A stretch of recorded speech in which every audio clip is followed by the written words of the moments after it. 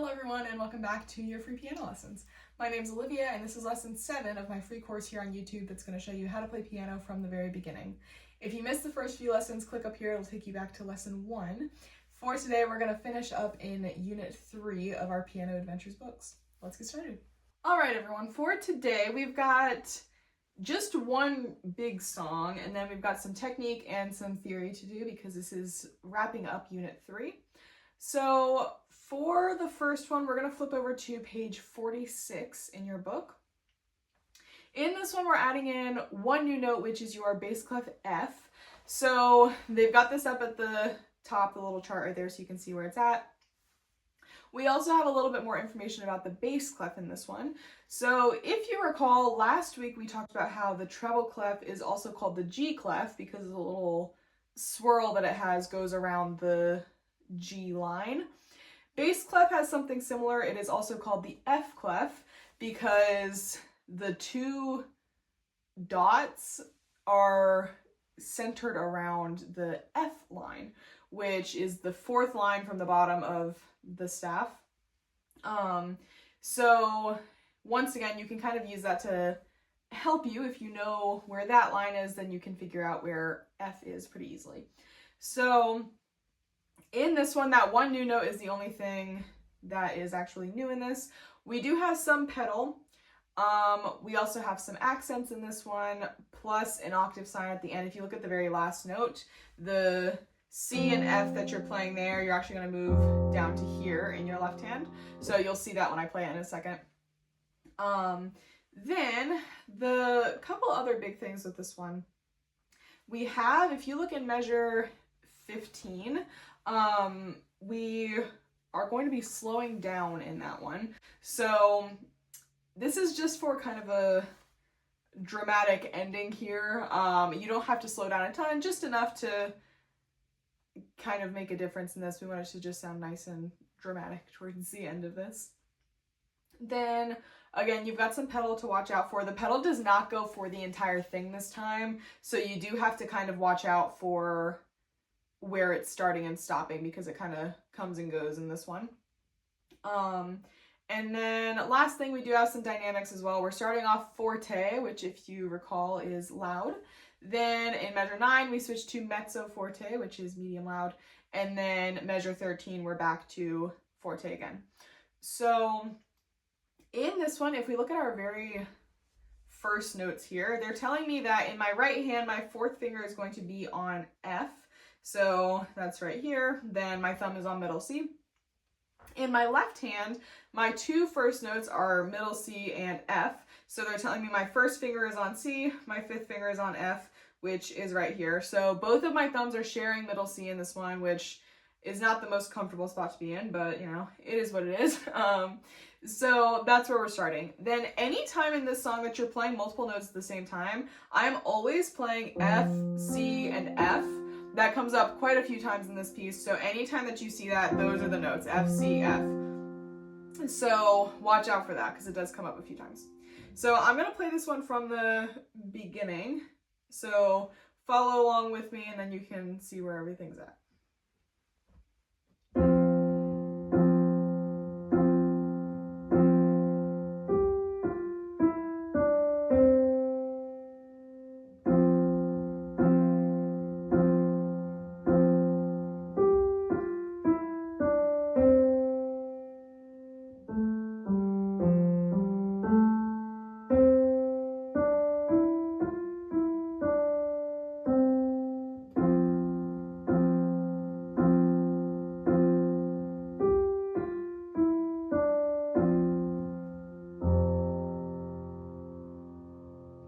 So if you noticed in the very last measure here, when we play that and have to move our hand down, what I'm doing with that, your right hand is holding a whole note there, so your right hand does not move. The only one that moves is your left hand. So I'm going to play all 3 of those notes at the same time. This is in the very last measure.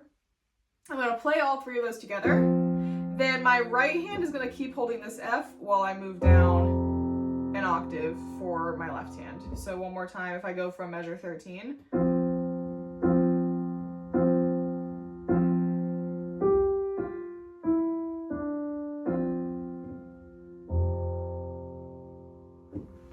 go. So that's your first and only big song for this week. Then when you're ready, we'll turn the page and take a look at our technique. So in this one, we've got another right and left hand study in seconds. So we're going to play the top half of this page with just our right hand, and then the bottom half of the page is just the left hand by itself.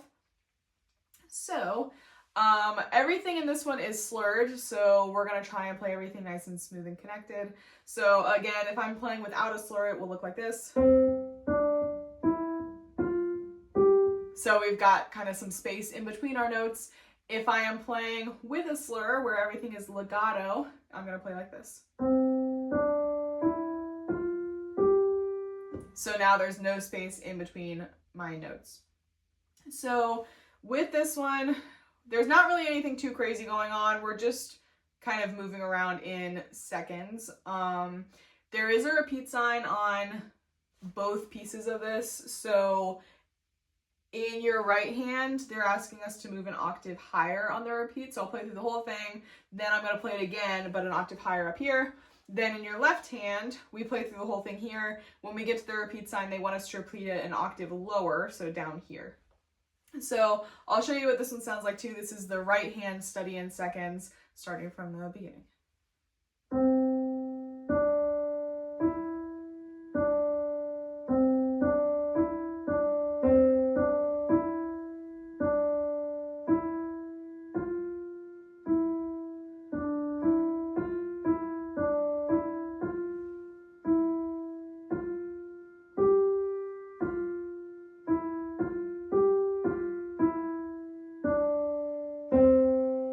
And then we're going to repeat it an octave higher. I'm not going to actually play it again. You get the point, but I would go up an octave and then you play it again from the beginning.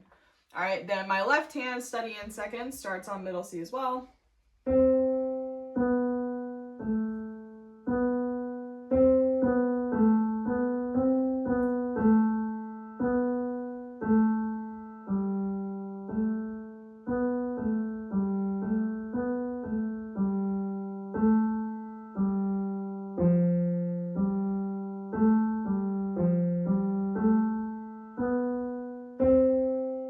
And then I move an octave lower and I would play it again. So those are our right and left hand studies for this week. And then the last thing that we have to do is our music theory on page 49. So this is another one where you've got to write some stuff in there. So this is the point where you would want to pause the video and go ahead and fill that out. They're just asking you about the seconds and which way they are moving. So you've got a bunch of examples here where you're just looking between all of these notes and seeing what the pattern is. If you're repeating your notes, so it's the same note twice, if you're going up a second or if you're going down a second, and then it's asking for the pattern for each of those little measures. So fill that out first, circle whichever one you think is correct, and then in a second I will go through what all the answers are. All right, so I have written down the first 3 examples here so we can go through these. So from the beginning of this is the top left one here that I'm looking at. So this is F, F, E, D here. So when I'm going through this, from my first note to my second note is the first interval that we have. So from here to here is the same note twice, right? So our first thing that we're doing is a repeat. Then from this note to this one, we are going down a second, and then we're going down a second again. So this is going to be the second option that you have, which is repeat, second down, second down. So that's number 1. Then if we look to the very next one right here, this is E, F, F, G. So starting on E, we're going up a second. Then between these two, this is the same. And then we go up another second. So up a second, repeat, up a second. So that's going to be the third option on this one. Then For our third one here, we're starting on C. We have C, D, C, C. So right here, I don't really have room for this. We're going up a second, then we're going to go down a second, and then we repeat. So that is option 1 on this one. All right, then I did not write the rest of them down. You get the point for that. If we look over, this is now the second row, so this is number 4. We have D, D, E, E. So the first one we are repeating, then up a second, then repeat. So that's going to be the second option. Then for number 5, we have G, F, F, G. So we're going down a second, repeat, up a second. So option 3.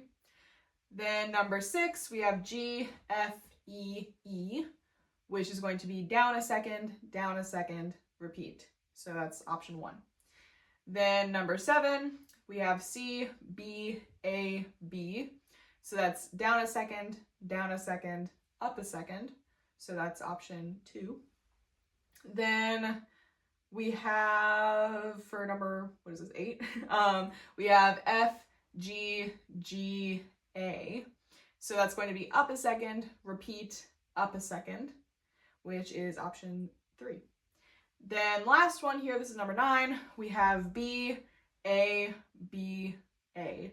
So that's going to be down a second, up a second, down a second. So that's option 1.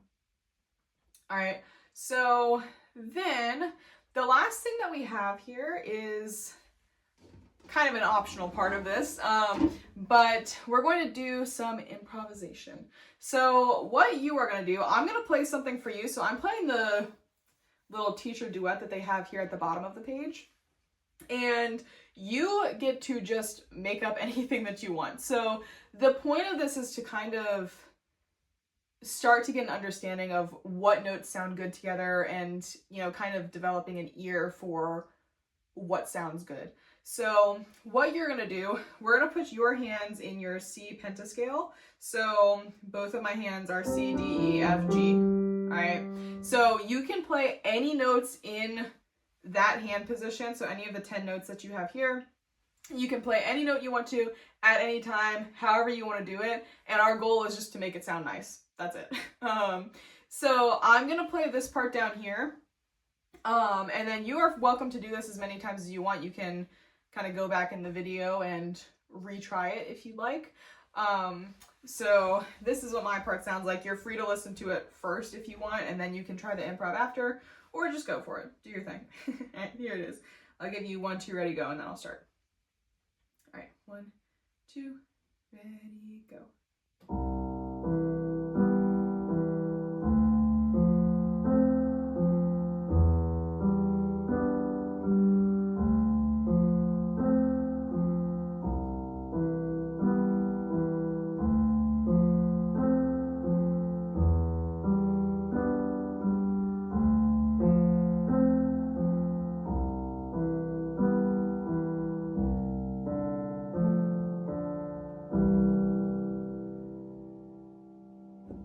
That's it. So again, feel free to go through that as many times as you would like to, and you can do something different every single time that you do it. So see what you can come up with. All right, so those are going to be all of your things for this week. So you've got one big song, you've got the technique page, your right and left hand studies in seconds, and then you are free to do the improv that we just did if you would like to, and then that's all we've got to do. All right, that is all that I have for you guys today. Let me know in the comments down below if you have any questions, and don't forget to subscribe and hit the notification bell so you don't miss any future lessons. Thank you all so much for watching, and I will see you in the next one.